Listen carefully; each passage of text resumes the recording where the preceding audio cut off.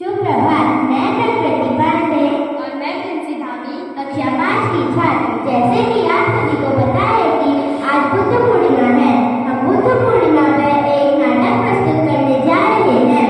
गौतम बुद्ध या सिद्धार्थ गौतम का जन्म आज से 563 ईसा पूर्व इच्छामु वंशीय राजा शुद्धोधन के घर पर हुआ था।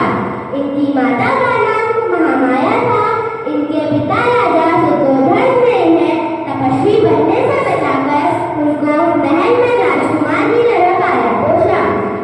29 वर्ष की आयु में विवाह प्रणाम एकमात्र प्रथम नवजात शिशु राहुल और धर्मपत्नी यशोधरा को त्याग कर संसार के जन्म मरण दुखों से मुक्ति दिलाने के मार्ग एवं सत्य दिव्य ज्ञान की खोज में रात्रि में राजपाट का मोह त्याग कर वन की ओर चले गए।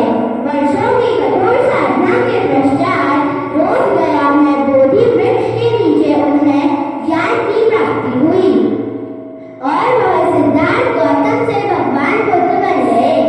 आज उनके उपदेशों में से एक उपदेश एक छोटी सी कहानी के रूप में प्रस्तुत करने जा रहे हैं। बुद्धं शरणं गच्छामि, बुद्धं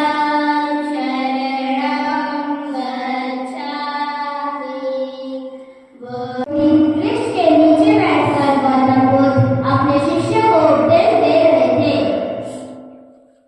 ईश्वर एक है, हमें उसके बताए रास्ते पर ही चलना चाहिए। तभी अचानक एक औरत अपने बच्चे को गोद में लेकर बुद्ध जी के पास आई और फूट फूट के रोने लगी। मैंने सुना है कि आप तो भगवान का रूप है। यह मेरा इकलौता पुत्र है। इसको एक सर्प ने ग्रस किया है। क्या आप इसे जीवित कर सकते हैं? अवश्य मैं तुम्हारे पुत्र को पुनः जीवित कर सकता हूँ, परंतु तुम्हें मुझे एक मुट्ठी सरसों के दाने लाकर देने होंगे।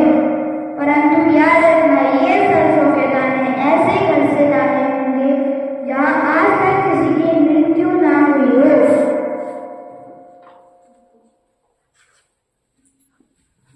बुद्ध जी का आज्ञा पालन करने के लिए और गांव को निकल पड़ी।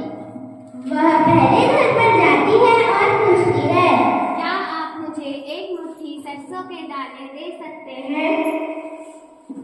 अवश्य मैं तुम्हें सरसों के दाने दे सकती हूँ। यह बताइए, आज तक आपके घर में किसी की मृत्यु तो नहीं हुई? क्या बोल रही हो? मेरे पोते बेटे बेटी अभी तक सब जीवित हैं। और आपके माता